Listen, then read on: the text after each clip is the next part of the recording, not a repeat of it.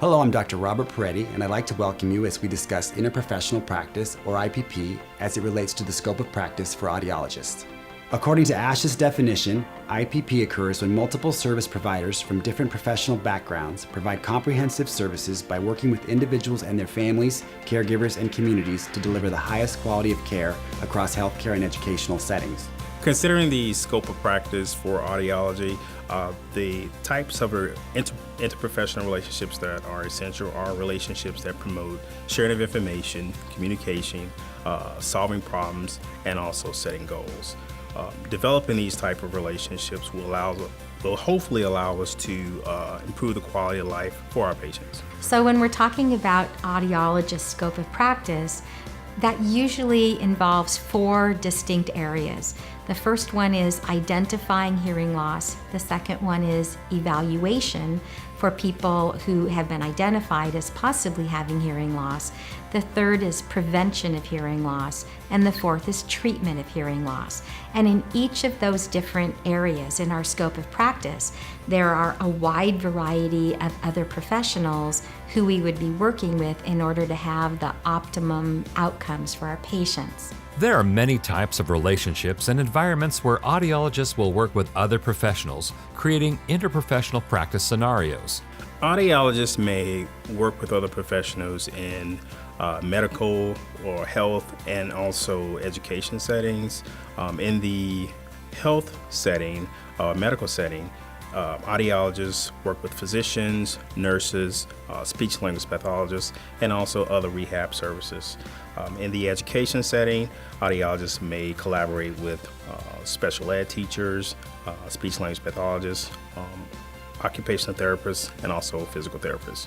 Well, hospital settings and hospital clinic settings are probably a major one. In that ear, nose, and throat doctors and audiologists are typically on the same floor or in the same area so that they can collaborate on what is the best diagnosis and treatment for a given patient, whether they be an infant, a child, an adult, a teenager, at any age. Lots of audiologists are in private practice and they work with general practitioners, they work with pediatricians, and they work with ENTs in that regard too. A lot of communication. They may not be on the same room with them, but a lot of communication with them. Most of the time we think about identifying hearing loss for newborns in a hospital. So the people we would need to be working with in the hospital are, first of all, the hospital administrators to make sure that they have an appropriate protocol for screening for hearing loss. We'd also be training volunteers, working with nurses, perhaps pediatric otologists who might be called in, and particularly the pediatricians. They're going to be the ones who are going to be getting some of the results. And they need to know how to disseminate that information to the centers who are going to be following up on the children who we've identified as possibly having hearing loss, what the next steps would be. Historically, one of the major relationships, interprofessional relationships we've had in audiology has been with the ear, nose, and throat physician group. For example, some individuals with hearing loss have a type of hearing loss that can be treated with medicine or surgery, and other individuals have a different type of hearing loss that needs to be treated with hearing aids or communication strategies, training, many other things that are non-medically or surgically involved. We also work in balance disorders. We work in tinnitus disorders. People with balance disorders, we're working with physical therapists, we're working with physicians. There are new tinnitus programs now because that's another kind of psychological bent that people have to deal with. So we work sometimes with psychologists as well because some tinnitus is just intractable. It's very difficult to deal with. Early hearing detection and intervention refers to the practice of screening every newborn for hearing loss prior to hospital discharge. This has affected teaming between school audiologists and clinical audiologists. Since the implementation of universal newborn hearing screening, there have been a couple of things that have happened.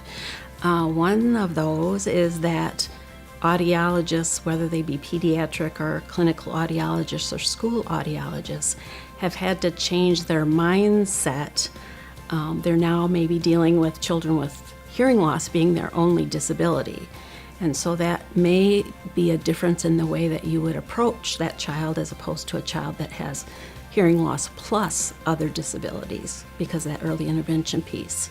And since the regulations to have children in school in that birth to 3-year period or in programs, school audiologists are deeply involved in those and need to be up to date on pediatric development and all of that sort of thing. So the hearing aid dispensing audiologist or the cochlear implant dispensing audiologist and the school audiologist really do have to be in collaboration for the best needs of that child.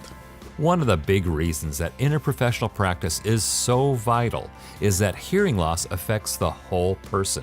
In our clinic here, we have a little saying that we use, and it's not all about ears. It's about the whole person. And so everyone that's involved in that person's life, that child's life, their family, their other specialists they may deal with, their audiologists, really need to be aware of all the things that impact that child, culturally, religiously, where they live, all of those things that are really important and that don't have anything to do with hearing. It's clear that individuals are more than their ears. There's a lot of emotional impact of having a hearing loss there besides the sensory deprivation. And if we can work with other groups and look at the patient as a whole and find whatever professionals we can work together with to make sure that the whole person is being addressed, that's our best chance of helping the individual we're seeing really have the highest quality of life.